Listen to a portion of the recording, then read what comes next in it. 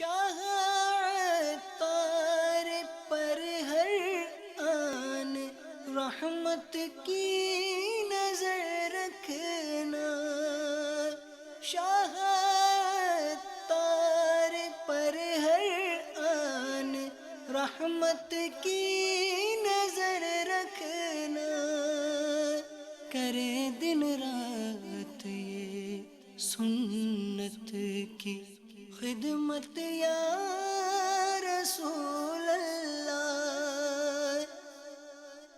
الحمد لله رب العالمين والصلاة والسلام على سيد المرسلين، أما بعد فأعوذ بالله من الشيطان الرجيم، بسم الله الرحمن الرحيم، الصلاة والسلام عليك يا رسول الله، وعلى آلك وأصحابك يا حبيب الله، الصلاة والسلام عليك يا نبي الله،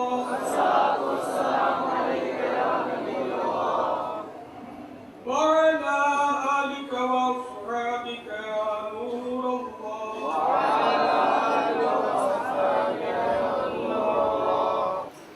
اللہ کے رسول مقبول بی بی آمینہ کے گلشن کے مہک کے پھول،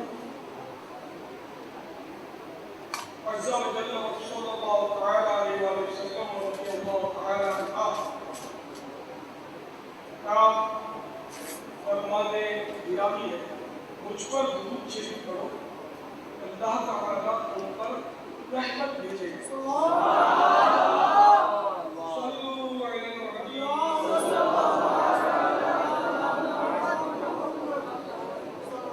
اللهم صل وسلم على النبي الطاهر۔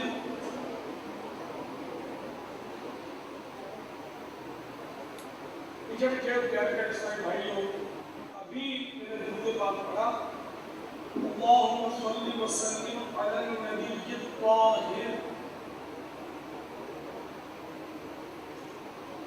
اس کی فضیلت اور اس کا کمال بڑا عجیب۔ اگر ایک ہی سانس میں 11 مرتبہ یہ درود شریف پڑھ لیا جائے تو انشاءاللہ منہ کی بدبو ظاہر ہو جائے۔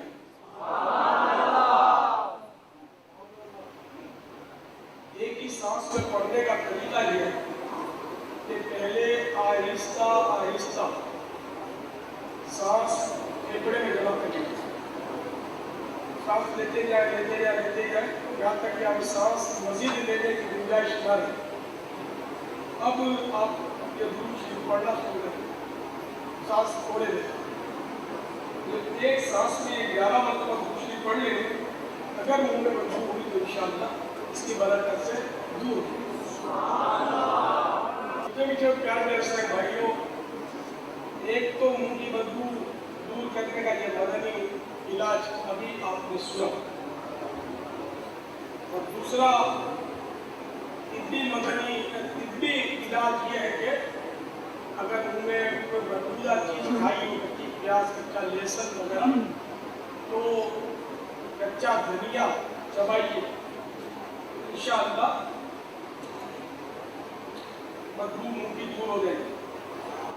کچا دھنیا اور ہرا دھنیا، وہ دانے دار کی بات نہیں، ہرا دھنیا بغیر پکایا ہوا، یہ انشاءاللہ آپ چبائیں گے تو بدبو دور ہو جائے گی۔ اسی طرح اس کے بجائے اگر چاہے تو گلاب کے پھول کی پتیاں، چاہے سوکھی بھی ہو چاہے تازہ ہو، یہ دانتوں پر ملیں گے تو اس سے انشاءاللہ منہ کی بدبو ظاہر ہوگی۔ تو یہ ذہن میں رکھ لیجیے کہ منہ میں بدبو ہوتے ہوئے مسجد کے اندر داخل ہونا یہ حرام ہے، اس سے لوگوں کو بھی تکلیف ہوتی ہے اور فرشتوں کو بھی تکلیف ہوتی ہے۔ نہ صرف منہ کی بدبو بلکہ کسی طرح کی بھی بدبو کے ہوتے ہوئے مسجد میں داخل ہونے کی اجازت نہیں. مسجد میں بدبو لے جانا حرام. نیز بدبو والے شخص کا داخل ہونا بھی حرام. مسجد میں کسی طریقے سے خلال بھی نہ کرے. آنے کا خلال کرتے ہیں مسجد کے اندر. جیسے یہ فنائے مسجد جو ہوتی ہے, فنائے مسجد کی تعریف یہ کہ مصالح مسجد کی جگہیں, مسجد کی ضروریات کی جگہ, جوتے اتارنے کی جگہ, یہ بھی مسجد میں داخلے کی جگہ, تو یہ بھی فنائے مسجد لانا. مسجد کے اندر جو وضو خانہ, مسجد کے 4 دیواریں جو بنا ہوا ہے, یہ بھی فنائے مسجد ہے. استنجا خانے, یہ بھی فنائے مسجد ہے. یہ سب نمازوں کی ضروریات کے لیے, مسجد کی مصالح کے لیے, مسجد کی ضروریات. عین مسجد اس کو جو نماز کے لیے مخصوص کی گئی جگہ. فنائے مسجد وہ جو مسجد کی ضرورت کے لیے جو جگہیں بنائی گئی, امام کا وغیرہ, اذان کی جگہ. پہلے منارے پہ اذان دی جاتی تھی, مائک ایجاد نہیں ہوئی, وہ منارہ یہ فنائے مسجد. اب منارہ بنتا بھی ہے تو وہ مسجد کا ایک شعار بن گیا منارہ گنبد, ورنہ منارے کی وہ حاجت نہ رہی جو اوپر چڑھ کر مؤذن اذان دیتا تھا. حی علی الصلاۃ میں یہ دونوں کھڑکیاں بنی ہوتی تھی.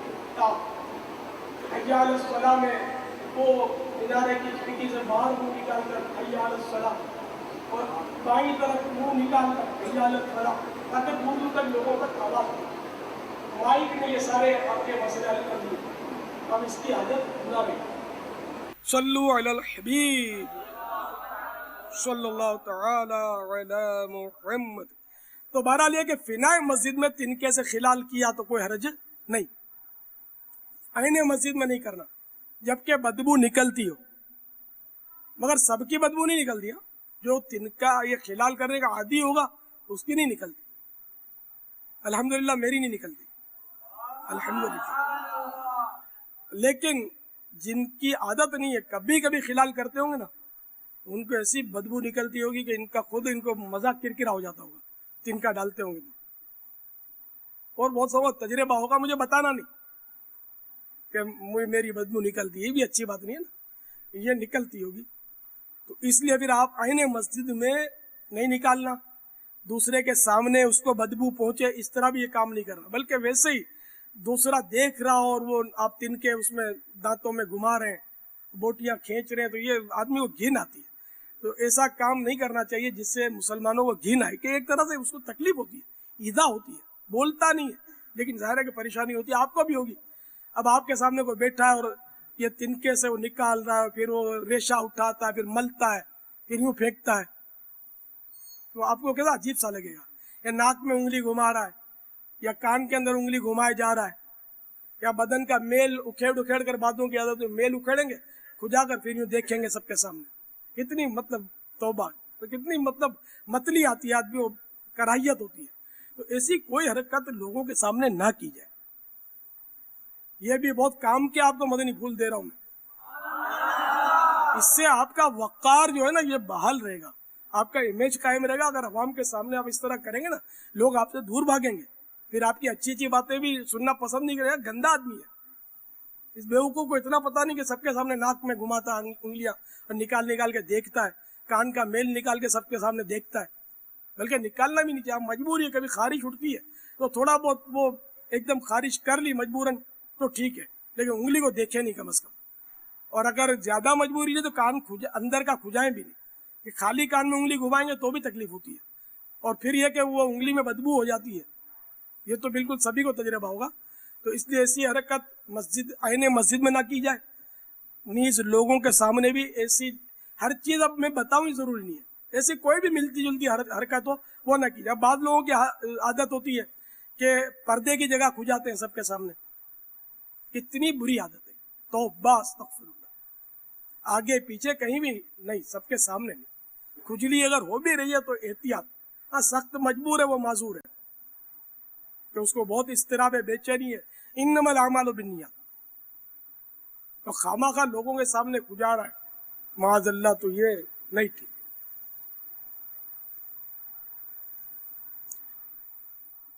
تو اس لیے کوئی بھی ایسا کام نہ کیا جائے جس سے لوگوں کو گھن آئے, لوگوں کو کراہیت آئے، لوگ آپ سے بدظن ہوں، بددل ہوں، دور ہوں، اور مذہبی حلیے والوں کو تو مزید احتیاطوں کی ضرورت ہے۔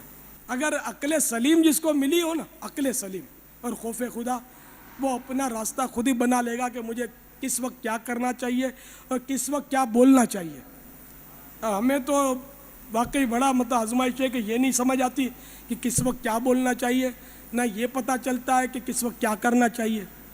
اور جو ہماری موٹی عقل میں آتا ہے وہ کر گزرتے ہیں، جو ہماری بے تکی سمجھ میں آتا ہے وہ بول پڑتے ہیں۔ وہ کہا گیا ہے کہ منافق کا دل اس کی زبان کے پیچھے ہوتا ہے، تو اس لیے جب اس کے منہ کوئی بھی اس کی سمجھ میں بات آتی ہے تو دل کی طرف رجوع کرتا ہی نہیں، وہ بول پڑتا ہے، اور مومن کا دل زبان سے آگے ہوتا ہے۔ یہ مثال دی گئی زبان کے آگے کہ اس کو جب بولنا ہوتا ہے تو یہ اس کی بات پہلے دل سے گزرتی ہے، اور دل اگر اس کو اجازت نہیں دیتا پھر بولتا نہیں ہے۔ تو کاش ہماری زبان جو ہے وہ دل کے پیچھے پیچھے رہے، کہ دل بارہا صحیح رہنمائی کر جاتا ہے مگر ہم اس کی طرف توجہ نہیں دیتے، ضمیر کی بات مانتے نہیں اور بس بول پڑتے۔ اللہ تعالیٰ توفیق خیر عطا فرمائے۔ صلو علی الحبیب صلی اللہ تعالی علی محمد۔ تو بہرحال معتکف فنائے مسجد میں بھی اتنی دور دانتوں کا خلال کرے کہ بدبو اصل مسجد میں داخل نہ ہو۔ اسی طرح بدبودار زخم والا یا وہ مریض جس نے پیشاب کی تھیلی یعنی یورین بیگ یا اسٹول بیگ یعنی کہ جس بڑا استنجا، بعض بیچارے مریض ایسے ہوتے ہیں، خصوصاً کینسر والوں کو دیکھا ہے میں نے کہ ان کا وہ استنجا، بڑے استنجا کی جگہ جو ہے اس سے اس کو استنجا آتا نہیں ہے، تو یہ لاسٹ مومنٹ پر جب یہ یعنی کہ آخری اسٹیج پر مریض آ جاتا ہے تو اس کے معدے میں سوراخ کر کے وہ تھیلی لگا دیتے ہیں، اس میں اس کا وہ مواد جو ہے اس میں جمع ہوتا ہے۔ تو یورین بیگ لگایا ہوا آدمی بھی اور اسٹول بیگ لگایا ہوا شخص بھی مسجد کے اندر داخل ہونے کی اس کو شرعاً اجازت نہیں۔ یورین بیگ لگا کر کافی مسجد میں آ جاتے ہوں گے، نمازیں بھی پڑھتے ہوں گے بیچارے مسجدوں میں، بھلے بدبو نہ آتی ہو، اس نے پیک رکھا لیکن وہ نجاست تو باہر آ چکی نا، نجاست کو کسی چیز میں چھپا کر بھی نہیں لا سکتے نا مسجد میں، تو یہ چھپی ہوئی ہے تھیلی میں، تو یہ نہیں لا سکتے۔ اس کو لا سکتے تو پیمپر باندھ کر پھر بچے کو بھی لانے کی اجازت دینی پڑے گی، تو یہ میرے ہاتھ میں اجازت دینا نہ دینا میرا کام نہیں ہے، میں تو حکم شریعت آپ کو بتا سکتا ہوں جو میں نے علماء کی جوتیوں کے صدقے میں سیکھا یا اعلیٰ حضرت رضی اللہ تعالیٰ عنہ کے فیضان سے حاصل ہوا۔ صلو علی الحبیب۔ اسی طرح لیبارٹری ٹیسٹ کروانے کے لیے لی ہوئی خون یا پیشاب کی شیشی ٹیسٹ کرتے ہیں نا، یہ خون میں ناپاک نکلتا ہے جو سیرنگ میں آ جاتا ہے، تو اس کی شیشی بھی مسجد میں نہیں لا سکتے، چھپا کر بھی نہیں لا سکتے۔ اس طرح یورین ٹیسٹ کرانے کے لیے، پیشاب ٹیسٹ کرانے کے لیے شیشی میں ڈالا، یہ بھی مسجد کے اندر نہیں لا سکتے۔ ذبیحہ کے بوقت ذبح نکلے ہوئے خون سے آلود کپڑے کسی چیز میں چھپا کر بھی مسجد کے اندر نہیں لے جا سکتے۔ چنانچہ رد المحتار میں ہے مسجد میں نجاست لے کر جانا، اگرچہ اس سے مسجد آلودہ نہ ہو یا جس کے بدن پر نجاست لگی ہو اس کو مسجد میں جانا منع ہے۔ مزید در مختار میں ہے مسجد میں کسی برتن کے اندر پیشاب کرنا یا فسد کا خون لینا بھی جائز نہیں۔ نہ یورین بوٹل میں بھی مسجد میں پیشاب نہیں کر سکتا۔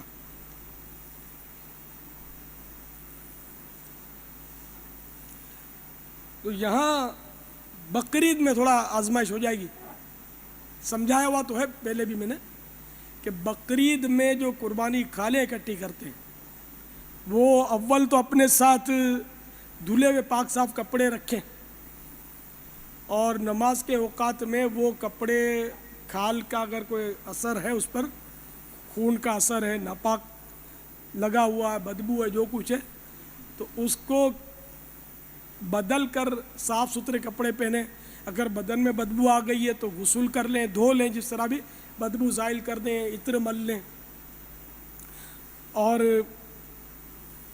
अब जो कपड़े उतारे अगर वो नापाक हैं कपड़े खून लगा हुआ है खाल वगैरह ज़बह के वक्त निकला हुआ खून उन कपड़ों में लगा हुआ है तो ये कपड़े आप मस्जिद में नहीं ला सकते जहाँ पर आपका सेंटर बना हुआ है खालों का तो वहाँ या यहाँ भी इमाम साहब के मकतब में मसलन जबकि मस्जिद से गुज़रना ना पड़े उसको लेकर तो वहाँ इसको रख दें वज़ू खाने पर कहीं रख दें इस्तिंजा खाने में कहीं रख दें ऐसी तरकीब से कि कोई चुरा भी ना ले जाए और फिर मस्जिद के अंदर दाखिल हो बदन भी पाक हो कपड़े भी पाक हो बदबू भी ना आती हो तो ये सब करेंगे तो सवाब मिलेगा नहीं करेंगे तो अगर बदबू आएगी तो गुनाह मिलेगा और नापाकी ले जाना भी शरीयत में इसकी भी इजाज़त नहीं नापाक कपड़े खून आलूद पहनकर या नजासत आलूद कपड़े पहनकर भी मस्जिद में जाने की इजाज़त नहीं। हाँ पाक बदबू छुपी हुई हो जैसा कि अक्सर लोगों के बदन में पसीने की बदबू होती है मगर लिबास में छुपी हुई होती है जैसे बनियान में बदबू है ऊपर से कुर्ता पहन लिया तो बदबू छुप गई आती नहीं है बदबू दूसरे को तो इस सूरत में मस्जिद के अंदर जाने में कोई हरज नहीं क्योंकि पसीना पाक होता है पसीना तो जिस पर गुस्ल फ़र्ज हो गया ना उसका भी पाक है ये भी ज़हन में रखिएगा।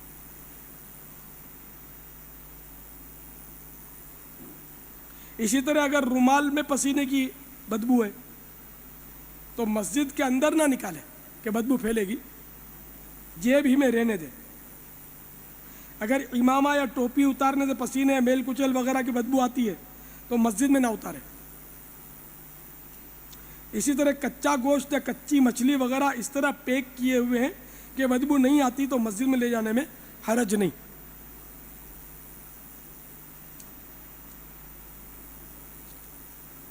चुनाचे इसकी मिसाल देते हुए मुफस्सिर शहीर हकीमुल उम्मत हज़रत मुफ्ती अहमद यार ख़ान अलैहि रहमतुल हन्नान फरमाते हैं हाँ अगर किसी सूरत से मिट्टी के तेल की बदबू उड़ा दी जाए या इस तरह लैंप वगैरह में बंद किया जाए कि इसकी बदबू ज़ाहिर ना हो तो मस्जिद में जायज़ है।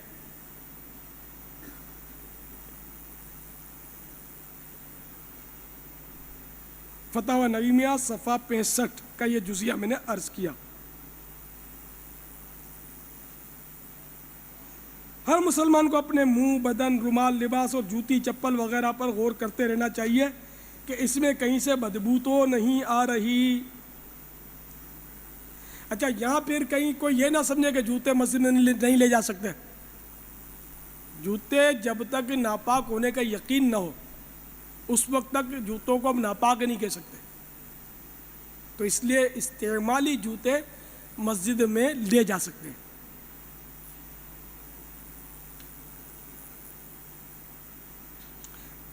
ऐसा मैला कुचैला लिबास पहनकर भी मस्जिद में ना आए जिससे लोगों को घिन आए। अफसोस दुनियावी अफसरों वगैरह के पास तो उम्दा लिबास पहनकर जाएं और अपने प्यारे प्यारे परवरदिगार अज़्ज़ वजल के दरबार में हाज़िरी के वक्त नफासत का कोई एहतमाम ना करें। मस्जिद में आते वक्त इंसान कम से कम वो लिबास तो पहने जो दावतों में पहनकर जाता है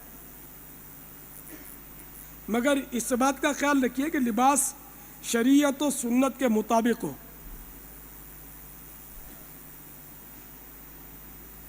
यानी मसलन दावतों में बाज़ लोग अप टू डेट बनकर जाते हैं कमीज़ शर्ट इन करके फैशन का लिबास पहनकर अंग्रेज़ी तो ऐसा लिबास ये उम्दा लिबास नहीं कहलाता ये तो अच्छा लिबास नहीं है शोरफा का लिबास भी नहीं है ये। شرفا کا لباس سنت کے مطابق ہے، شریعت کے مطابق ہے، جو سنت نہ مٹاتا ہو، تو سادہ ڈھیلا ڈالا، جیسے دعوت اسلامی والوں کا الحمدللہ مدنی حلیہ ہے، اسی طرح ہمارے علماء کرام اور ائمہ کرام جو سادہ سا لباس زیب تن فرماتے ہیں، تو اس طرح کا لباس پہن کر مسجد میں جائے۔ ظاہر ہے ہمارے امام صاحبان پینٹ شرٹ پہن کر تو مسجد میں امامت نہیں فرماتے، ہے نا، سادہ لباس زیب تن فرماتے ہیں۔ تو یہ جیسے میں نے مدنی حلیہ، تو ہمارے یہاں تو اگر ایک وردی ہے دعوت اسلامی کے سفید لباس ہو، تو اگر رنگین لباس بھی پہنا ہے تو کوئی حرج نہیں ہے، گناہ نہیں ہے۔ رنگین لباس شوخ نہ ہو، لباس شہرت نہ ہو، لباس شہرت کی اجازت نہیں ہے، نہ ایسا لباس پہننا یا ایسا حلیہ بنانا کہ لوگ انگلی اٹھائیں، یہ جائز نہیں ہے، یہ لباس شہرت کہلاتا ہے۔ اور ایک روایت کے مطابق کہ لباس شہرت میں قیامت کے دن آگ لگا دی جائے گی، اس کے جسم پہ ہوگا وہ، اور اس میں آگ لگا دی جائے گی لباس شہرت میں۔ تو آج کل لباس شہرت بھی لوگ پہنتے ہی ہیں، تو جو طرح طرح کے ٹیکنی کلر امام بھی باندھتے ہیں، ان کو بھی غور کر لینا چاہیے کہ کہیں ایسا تو نہیں کہ ہم لوگوں میں نمائش کے لیے اتنے ٹیکنی کلر اور عجیب و غریب امامیں باندھ لیتے ہیں، تو کہیں یہ لباس شہرت تو نہیں۔ علماء سے پوچھ لیں، میں لباس شہرت کا حکم نہیں لگاتا کسی فرد پر یا کسی شخص پر، میں ایک شرعی مسئلہ جو میں نے فتاوی رضویہ شریف میں پڑھا ہے کہ ایسا لباس یا ایسا حلیہ بنانا کہ جس پر لوگ انگلی اٹھائیں، یہ لباس شہرت ہے۔ تو زرق برق امامہ یا زرق برق لباس پردہ اسکرین پر آنے کے لیے پہننا، پردہ اسکرین پر آنے کے لیے لوگ مجھے دیکھیں، پفنگ کی جاتی ہے پردہ اسکرین پر۔ تو بہرحال یہ کہ اپنی نیتوں پر غور کر لے گا، اللہ کے لیے کر رہا ہے یا کیوں کر رہا ہے، کیسے کر رہا ہے، کائے کو کر رہا ہے۔ تو بہت نازک معاملہ ہے، اس معاملے میں سچی بات یہ ہے کہ غصہ جلدی آ جاتا ہے، اس لیے کہ اے راست گوئی کیا قہر ہے تو، راست گوئی مانے اے سچی بات کیا قہر ہے تو، اے حق کی تلخی کیا زہر ہے تو، یعنی سچی بات کی تلخی، کڑواہٹ، یہ بھی بہت بڑا زہر ہے۔ تو اگر کسی کو اپنے یوں بولے نا تو وہ پھر اس کو غصہ آ جائے گا، تو اس لیے آپ دیکھ لینا، کسی کو سمجھانا بھی ہو تو اپنا وزن دیکھ لینا، مجھے داؤ پر مت لگا دینا کہ الیاس نے یوں بولا تھا، کیونکہ پوری بات آپ سمجھا نہیں سکو گے اور غلط فہمی پیدا ہوگی۔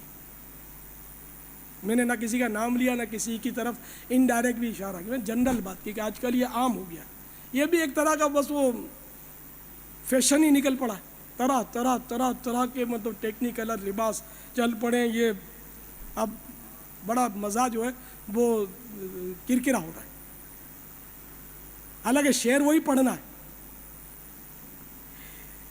تیری سادگی پہ لاکھوں، تیری عاجزی پہ لاکھوں، ہو سلام عاجزانہ مدنی مدینے والے۔ چلو اب میرا شعر تو نہ پڑھیں، ہو سکتا ہے یہ عطار کا شعر ہے، لیکن وہ سرکار کی سادگی تو مسلم ہے نا، اس میں بے شمار شعر ملیں گے جس میں سرکار کی سادگی کا ذکر خیر ہے، سادگی کا تو انکار ہے ہی نہیں۔ تو کاش عملی طور پر بھی ہم سب کو سادگی نصیب ہو جائے، آپ سب کے صدقے مجھے بھی سادگی نصیب ہو جائے۔ صلو علی الحبیب صلی اللہ تعالی علی محمد۔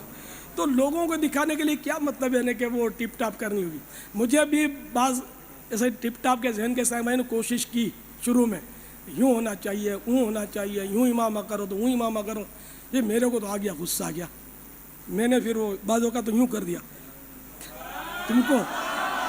تم کو پڑھتا کھاتا ہے تو میں تو یوں کروں گا، تم بولو کہ یوں کرو نہ اوں کرو نہ، یہ اپنے سے نہیں ہو سکے گا۔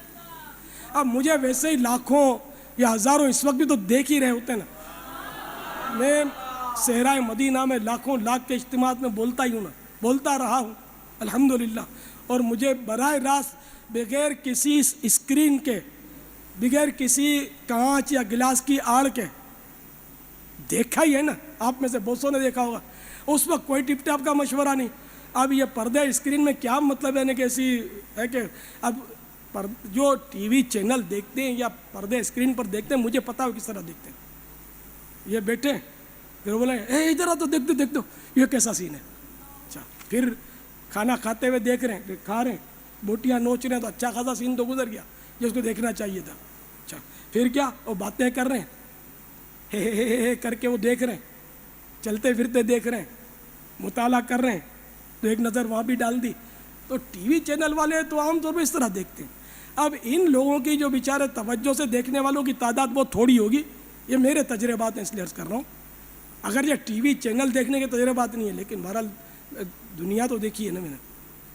تو اس طرح دیکھنے والوں کا اتنا لحاظ کہ یوں امامہ باندھو تو یوں چادر ڈالو تو یوں لباس پہنو تو یوں کرو تو اوں کرو, تو اپنے سے نہیں ہوتا. جیسے عوام کے سامنے ویسے پردے اسکرین کے سامنے ٹھیک. البتہ بعض صورتوں میں بعض چیزوں کی احتیاطیں کرنی پڑتی ہیں کہ پردے اسکرین پر وہ طبقہ بھی دیکھتا ہے کہ جس کو ہمارے انداز کا پتہ ہی کچھ نہیں ہوتا, تو اس کو ایسی چیزیں دکھانی ضروری ہوتی ہیں تاکہ ان کا دل لگے. تو اس نیت سے کہ ان کا دل لگے اگر کچھ اپنی ترکیب سنوار لی شریعت کے دائرے میں رہ کر, تو اس میں حرج بھی نہیں ہے. یہ میں آپ کو ویسے سمجھانے کے لیے عرض کر رہا ہوں. اصل میرا مسئلہ کیا ہے کہ میرا اپنا مزاج سادہ ہے. جب دعوت اسلامی کا بالکل کام شروعات, شاید آپ میں سے کوئی بھی مدنی ماحول میں نہیں ہوگا, بلکہ مدنی ماحول یہ اصطلاح بھی نہیں تھی, اسلامی بھائی یہ بھی اصطلاح نہیں تھی. دعوت اسلامی کا بالکل آغاز, یعنی کہ سمجھو شروع کے دن, شروع کے مہینے بھی نہیں ہوں گے, شروع کے سال بھی نہیں, شروع کے شاید دن ہوں گے, تو مجھے کسی نے, اور میں اپنے وہی میرا انداز ہی ایسا ہے کپڑوں کا, میرا تو پہلے تو, اب تو پھر بھی کچھ صحیح ہے شاید, پہلے تو بالکل ہی عجیب تھا, کوئی تک ہی نہیں تھا, اور کوئی میں مالدار بھی نہیں تھا, نہ اب کوئی میں رئیس ہوں. تو بہرحال جیسے میرے کپڑے ہوتے تھے میں بیان کرتا تھا. نہ سفید کپڑے کا بھی اس وقت ذہن نہیں تھا, وہی رنگین شاہ, رنگین کپڑے پہن کر اور جس طرح بھی میں بیان کرتا تھا. میں کچھ یعنی مولانا لگتا ہی نہیں تھا, میں اب بھی نہیں لگتا ہوں کہ میں اگر امامے والوں میں مل جاؤں نا, میرے ساتھ بارہ ہوا ہے کہ میرے ساتھ کوئی خوبصورت اور ذرا قداور شخصیت ہو, بھاری بھرکم, تو میرے بجائے لوگ ان کے ہاتھ چومتے ہیں. یہ کئی بار یہ تو لطیفہ ہوا ہے. اور میں مسجدوں میں بیان کرنے کے لیے جاتا تھا تو مجھے لوگ پوچھتے تھے کہ مولانا الیاس قادری کب تشریف لا رہے ہیں, اور میں مسکرا دیتا تھا. یہ تو میرے ساتھ ہوا ہے. راستے میں پکڑ کے پوچھتے تھے کہ الیاس قادری کو سلام بولنا, الیاس قادری سے کہاں ملاقات ہوتی ہے, تو یہ چلتا رہتا تھا. تو اچھا, تو مجھے کسی نے کہا کہ آپ یار دیکھو نا اتنی بڑی دعوت اسلامی کے یوں ہیں تو ہوں ہیں, آپ کو ذرا شیروانی پہن کر ذرا روب سے بیان کرنا چاہیے. تو میں نے کہا یار اپنی تو سادگی میں اپنے کو مزہ آئے گا, سادگی میں عظمت ہے الحمدللہ. تو ٹپ ٹاپ کو میں نے اپنایا نہیں, اور میرے ساتھ مجھے کیا پتا کہ لاکھوں لاکھ کو وابستہ ہونا تھا. تو اگر میں خدا نخواستہ ٹپ ٹاپ کی طرف نکل جاتا, لوگوں کی باتوں میں آ جاتا, تو یہ عوام تکلیف میں آ جاتا, کیونکہ ایک تعداد ہے جو میری نقالی کرنے کی کوشش کرتی ہے. تو میں اگر شیروانیاں چڑھا لیتا تو یہ بیچارے شیروانیوں کی تلاش میں نکلتے. شیروانی کی سلائی اتنی زیادہ ہے کہ اس قیمت میں تو 2-4 میرا خیال ہے یاد کے مدنی سوٹ بن جائیں, ہے نا, کتنی بہت زیادہ سلائی ہوتی ہے شیروانی کی. تو یہ تکلیف میں آ جاتے ہیں. میں نے تو چمڑے کے چپل پہنتا ہوں, میرے کو جوش آ گیا کہ میں اسفنج کے چپل پہنوں. میں اسفنج کے چپل ہی پہنا ہے میں نے اپنی زندگی میں زیادہ تر, لیکن بیچ میں پھر جوش آ گیا تھا کہ یار یہ چمڑے کے چپل ہیں بڑے مہنگے, اور سارے دیوانے بیچارے چمڑے کے چپل پہن رہے ہیں, کہاں سے پیسے لاتے ہوں گے, کس طرح لاتے ہوں گے, کیسے بچاتے ہوں گے. تو میں ربڑ کے شروع کروں اسفنج کے سستے والے, تو اس سے یہ بھی اس کی ترغیب پکڑیں. مگر وہ پھر میں چل نہیں سکا, چلتے چلتے اس کی پٹی ٹوٹ جاتی ہے. ایک تو پٹی ٹوٹ جاتی ہے بعضوں کا, تو بڑی آزمائش. دوسرے کہ اگر گندے پانی میں پاؤں پڑا تو اس چپل کے اندر سے وہ پٹی کی جگہ سے پانی اوپر آ جاتا ہے, بعضوں کا اکثر آ جاتا ہے. تو بڑی مطلب کوفت ہوتی ہے، یا وہ پانی یا کیچڑ ہے تو وہ پھچ پھچ کر کے چھینٹے پیچھے پاجامے پہ اور کرتے کے پچھلے دامن پر اڑ کے آتے ہیں۔ یہ جو ہوائی چپل پہنتے ہیں اس کا تجربہ 100% ہوگا سب کو انشاءاللہ جو پہنتے ہیں ان کو، ٹھیک ہے نا؟ تو اس لیے پھر مجبوراً پھر میں چمڑے کے چپل پر آ گیا، پھر چمڑے کے چپل میں بہرحال عافیت ہے۔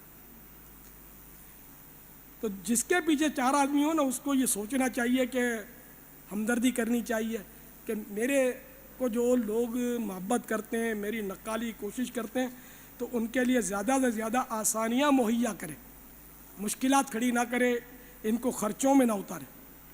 اب دعوت اسلامی میں تو غریبوں کی تعداد زیادہ ہے، 99.9 غریب ہی غریب، غریب ہی غریب، غریب ہی غریب۔ اربوں پتی خربوں پتی تھوڑی اعتکاف کریں گے یا آپ کے درمیان آ کے بیٹھیں گے، بڑا مشکل ہے، بہت مشکل ہے۔ ٹی وی چینل پر بھی سن لیں تو ان کی مہربانی ہے، ان کو اتنا ٹائم کہاں ہوتا ہے، وہ پیسے گننے سے فرصت نہیں پاتے بیچارے۔ اور میں عجیب و غریب آدمی ہوں، ان کا جب دیکھو رد کرتا رہتا ہوں مالداروں کا، وہ آپ سنتے ہی رہتے ہوں گے، کیونکہ مطلب میرا مزاج جو ہے نا عجیب و غریب ہے، پیسوں کا جذبہ نہیں ہے کہ مجھے کوئی لاکھوں روپے کروڑوں روپے تحفے میں دے دے، الحمدللہ تو ضرورت بھی نہیں ہے، میرے کام ہوتے رہتے ہیں۔ میں تو ویسے خود اتنا مالدار ہوں کہ میرے کام رکتے نہیں، الحمدللہ۔ میں بڑا امیر و کبیر ہوں، شاہ دوسرا کا اسیر ہوں، در مصطفیٰ کا فقیر ہوں، در مصطفیٰ کا فقیر ہوں، میرا رفعتوں پہ نصیب ہے، میرے ورد لب ہے نبی نبی، صلی اللہ تعالی علیہ وآلہ وسلم، صلو علی الحبیب۔ الحمد للہ رب العالمین، والصلاة والسلام علی سید المرسلین، یا ارحم الراحمین، یا ارحم الراحمین، یا ارحم الراحمین، یا ربنا یا ربنا یا ربنا یا ربنا یا ربنا، یا اللہ یا رحمان یا رحیم، جزا اللہ عنا سیدنا و مولانا محمدا صلی اللہ تعالی علیہ وآلہ وسلم ما هو اہلہ، اللہم انت السلام ومنک السلام وإلیک یرجع السلام، حینا ربنا بالسلام وادخلنا دارک دار السلام، تبارکت ربنا وتعالیت یا ذا الجلال والإکرام، اللهم إنك عفو كريم تحب العفو فاعف عنا يا غفور يا غفور يا غفور، یا رب المصطفیٰ جل جلالہ وصلی اللہ تعالی علیہ وآلہ وسلم ہم سب کے گناہوں کو معاف فرما۔ یا اللہ ہمارے ماں باپ کی اور ساری امت کی مغفرت فرما۔ اے پروردگار، اے اللہ جن خوش نصیبوں کو تو نے جہنم سے آزاد کیا انہی کا صدقہ ہم کو بھی جہنم سے آزادی نصیب کر دے۔ ہم نہیں جانتے کہ ہمیں جہنم سے آزادی ملی یا نہیں، اے اللہ ہم یہ بھی نہیں جانتے کہ ہمارا خاتمہ کیسا ہوگا۔ یا اللہ تیری خفیہ تدبیر ہمارے بارے میں کیا ہے ہمیں نہیں معلوم، پروردگار ہمارے حال پر رحم کر، ہماری کمزوری اور ناتوانی پر کرم کر دے، اور اے اللہ ہمارا ایمان پر خاتمہ مقدر فرما دے، زہ نصیب کہ ایمان و عافیت کے ساتھ مدینے میں شہادت نصیب ہو جائے۔ مولا جنت البقیع میں مدفن دے دے، جنت الفردوس میں اپنے پیارے حبیب صلی اللہ تعالی علیہ وآلہ وسلم کا پڑوس عطا فرما۔ یا اللہ ہمیں عذاب قبر نہ دینا، مولا ہم نہیں برداشت کر سکیں گے۔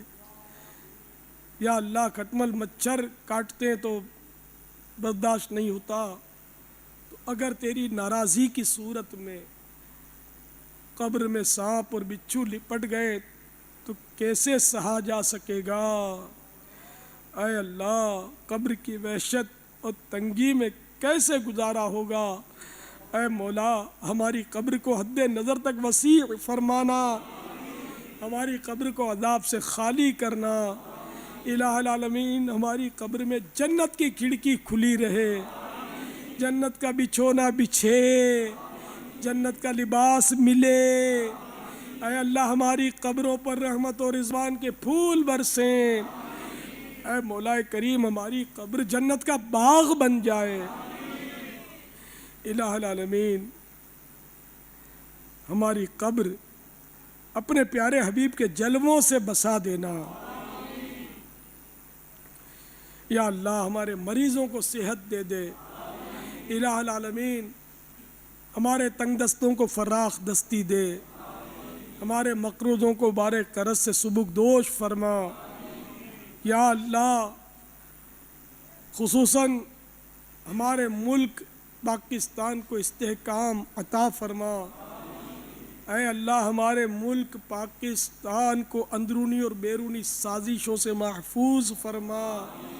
یا اللہ، ہمارے گناہوں کی سزا ہے کہ ڈکیتیاں بڑھ گئیں، چوریاں بڑھ گئیں، مہنگائیاں بڑھ گئیں، غربت افلاس کا دور دورہ ہے، اور بیچارے غریب بہت تکلیف میں ہیں۔ اے مولا، ہم گناہوں سے توبہ کرتے ہیں، پروردگار ہمارے گناہ معاف کر دے، دنیا اور آخرت کی بھلائیاں دے دے میرے مالک۔ غریبوں پر رحم فرما، ان کی روزیوں میں برکت دے دے۔ اے اللہ، مہنگائی، کمر توڑ مہنگائی میں اے اللہ مقابلے کی سخت دے دے، قناعت کی نعمت دے دے، اور اے اللہ ہمارے تاجروں کو بھی توفیق دے کہ وہ زیادہ نفع کمانے کی حرص سے باز آئیں، لوٹ مار سے باز آئیں، اور غریب مسلمانوں کو سستا سودا بیچیں، کم نفعے پر قناعت کر لیں، ایسی توفیق دے دے۔ اے اللہ، ہمیں خوشحال کر دے۔ یا اللہ، عالم اسلام پر اپنا فضل و کرم فرما۔ الہی، جہاں جہاں مسلمان آباد ہیں ان کی حفاظت فرما، تکلیفوں، مصیبتوں، پریشانیوں سے بچا۔ اے اللہ، جن مسلمانوں کی جائز مرادیں ہیں ان کے حق میں بہتر فرما، ہم سب کے حق میں بہتریاں فرما۔ اے اللہ، اس مدنی چینل کے ذریعے اور انٹرنیٹ کے ذریعے بھی جو مسلمان ہمارے ساتھ دعا میں شریک ہیں، ان کے حق میں بھی یہ دعائیں مستجاب فرما۔ جو شریک نہیں ہیں ان کے حق میں بھی قبول فرما، سب کو دونوں جہاں کی بھلائیاں نصیب فرما۔ ان اللہ وملائکتہ یصلون علی النبی یا ایھا الذین آمنوا صلوا علیہ وسلموا تسلیما۔ صلی اللہ علی النبی الامی وآلہ صلی اللہ علیہ وسلم صلاۃ و سلام علیک یا سیدی یا سیدی یا سیدی، یا مکی یا مدنی یا عربی یا قرشی یا ہاشمی یا مطلبی یا رسول اللہ۔ سبحان ربک رب العزت عما یصفون، وسلام علی المرسلین والحمد للہ رب العالمین۔ لا الہ الا اللہ محمد رسول اللہ صلی اللہ تعالی علیہ وآلہ وسلم۔ شاہ عطار پر ہر آن رحمت کی نظر رکھنا، شاہ عطار پر ہر آن رحمت کی نظر رکھنا، کرے دن رات یہ سنت کی خدمت یا رسول اللہ۔